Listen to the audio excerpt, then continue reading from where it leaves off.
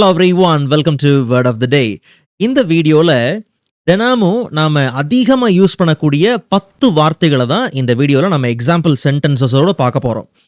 நீங்க அந்த சென்டென்ஸ் எல்லாத்தையும் கவனிக்கிறதோட நிறுத்திராம, லேர்ன் பண்றதோட நிறுத்திராம, பிராக்டிக்கலா நீங்க அதை டெய்லி யூஸ் பண்ணி பார்க்கணும். நம்ம அதிகமா யூஸ் பண்றதுனா ரொம்ப எசென்ஷியலா டைமு, ஒர்க்கு இந்த மாதிரியான ரொம்ப எசென்ஷியலா நம்ம யூஸ் பண்ணக்கூடிய வார்த்தைகள் தான். ஓகேங்களா? ஸோ இந்த வார்த்தைகளை நீங்க அப்படியே பிராக்டிக்கலா நீங்க யூஸ் பண்ணி பார்க்கணும். டெய்லி யூசேஜுக்கு அதை கொண்டு வரணும். நீங்க அதை கவனிக்கிறதோட இந்த வீடியோல பார்த்துட்டு அதை கவனிச்சுட்டு அப்படியே விட்டுறாம நீங்க அதை ப்ராக்டிஸ் பண்ணி பார்க்கணும்.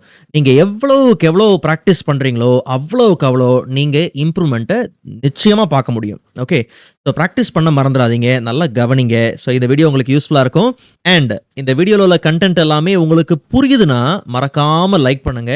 அதை விட ரொம்ப முக்கியம், இதை பற்றி தெரியாதவங்களுக்கு கண்டிப்பாக ஷேர் பண்ணி விடுங்க. பார்த்துக்கிட்டு இருக்கிற நீங்களும் சேனலை சப்ஸ்கிரைப் பண்ணி நோட்டிஃபிகேஷனை ஆல்ல செட் பண்ணிக்கோங்க.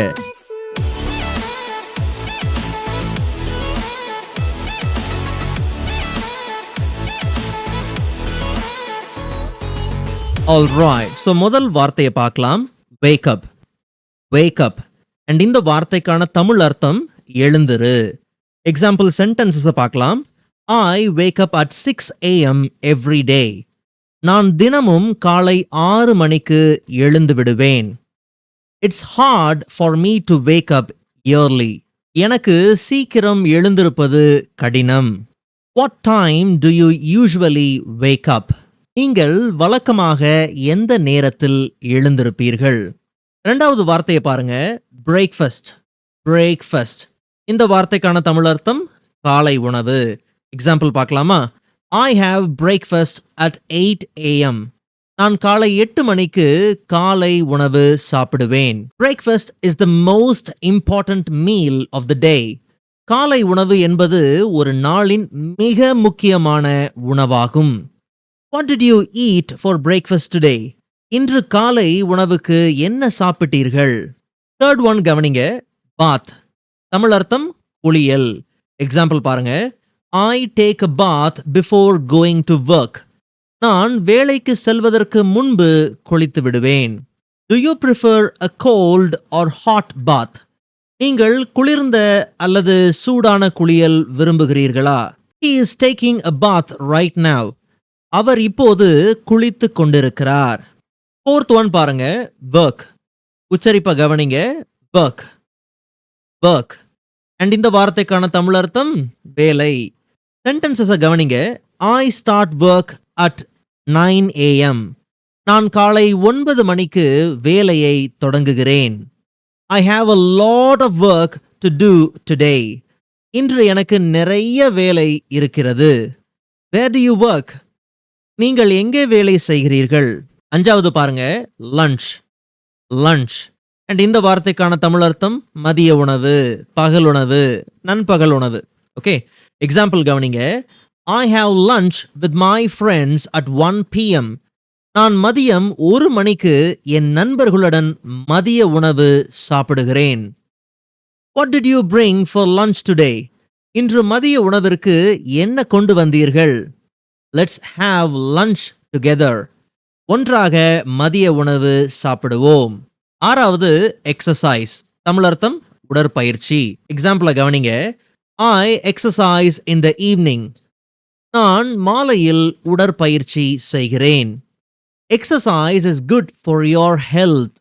உடற்பயிற்சி உங்கள் ஆரோக்கியத்திற்கு நல்லது.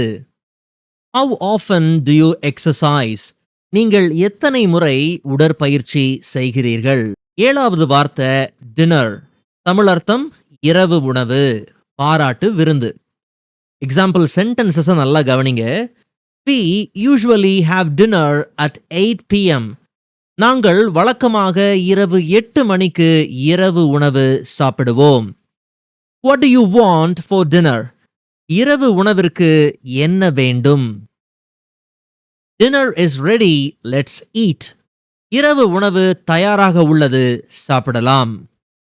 எட்டாவது வார்த்தையை நல்லா கவனிக்கணும். Unwind. உச்சரிப்பு பாருங்க. Unwind. Unwind.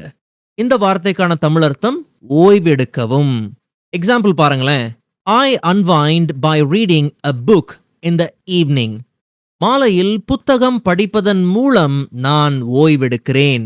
ஆக்சுவலா இந்த வார்த்தைக்கு அர்த்தம் என்னன்னா ரிலாக்ஸ் பண்றது. Okay. So it's important to unwind after a busy டே. ஒரு வேலையான நாளுக்கு பிறகு ஓய்வெடுப்பது முக்கியம்.